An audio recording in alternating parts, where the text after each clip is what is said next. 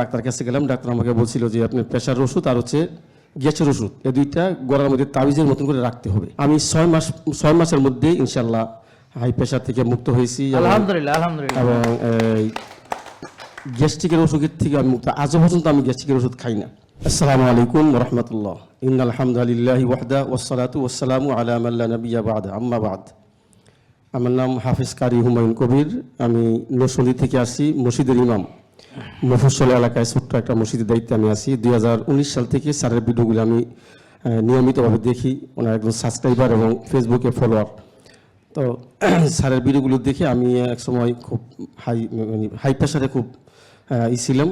তখন ডাক্তার কাছে গেলাম, ডাক্তার আমাকে বলছিল যে আপনার প্রেশার ওষুধ আর হচ্ছে গ্যাসের ওষুধ, এই দুইটা গলার মধ্যে তাবিজের মতন করে রাখতে হবে। তো স্যারের ভিডিওটা আমার সামনে আসে, তখন আমি স্যারের ভিডিওটা দেখি, দেখার পর আমি আস্তে আস্তে মানার চেষ্টা করি। আমি 6 মাসের মধ্যে ইনশাল্লাহ হাই প্রেশার থেকে মুক্ত হয়েছি আলহামদুলিল্লাহ আলহামদুলিল্লাহ। এবং গ্যাস্ট্রিকের ওষুধের থেকে আমি মুক্ত। আজও পর্যন্ত আমি গ্যাস্ট্রিকের ওষুধ খাই না। এর মাঝখানটা আসলে স্যার যে বারবার জিনিসটা বলে লাইফস্টাইল মানে হলো শুরু থেকে শেষ পর্যন্ত ঠিক রাখতে হবে। আমি এটা মাঝখানটা ঠিক রাখতে পারি নাই। প্রায় 4-5 মাস বা 6 মাস এরকম আমি এক্সারসাইজ ব্যায়াম এগুলো করতে পারি নাই এবং অনেক কিছু ডিসিপ্লিন যেগুলো আছে ওগুলো আমার অনেক কিছু মানে সমস্যা হয়েছিল। পরে আমি আবার এখানে আসি। এখানে এসে আমি সেশনের মধ্যে একবার কথা বলেছিলাম এবং পরীক্ষা নিরীক্ষা আমি করাইছিলাম এখান থেকে। তখন আমার হুমায় ছিল 6, 5-10-5-এর উপরে।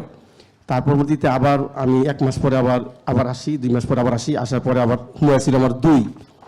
তারপর গত মাসে আমি এখানে আসছি, এখানে পরীক্ষা নিরীক্ষা করাইলাম। এখানে আমার হুমায় হলো 1.18 এবং আমার সমস্ত রিপোর্টই ভালো, কিন্তু আমার সমস্যা যেটা দাঁড়াচ্ছে সেটা হলো ইজিএফআর। আমার কিডনি কিছু প্রবলেম দাঁড়াইছে, ইজিএফআরটা আমার 65 কমে গিয়েছে। এই জন্য আমি স্যার এখানে আজকে দাঁড়িয়েছি স্যারের পরামর্শের জন্য। আমি নিয়মিত স্যারের অবশ্য অনেক কিছু নিয়ম কিন্তু মানতে পারি না, যেহেতু আমি মসজিদের ইমাম, এই জন্য অনেক কিছু নিয়মগুলো মানা হয় না, মানতে পারি না।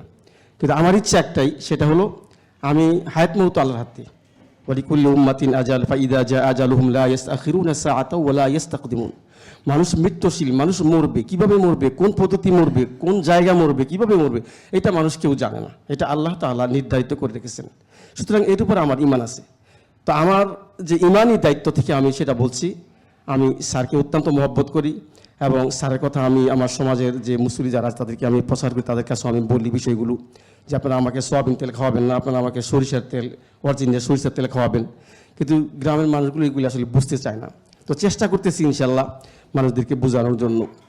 তো আমার ইচ্ছে একটা ঈমানির বিষয় থেকে আমি এটা বলতেছি যে আমি যতদিন আল্লাহ আমাকে হায়াতে রাখেন, আমার পরিবার তারা আমাকে নিয়ে খুবই চিন্তিত, আমার কিডনির ইজিএফআর এটা সমস্যা হওয়ার কারণে।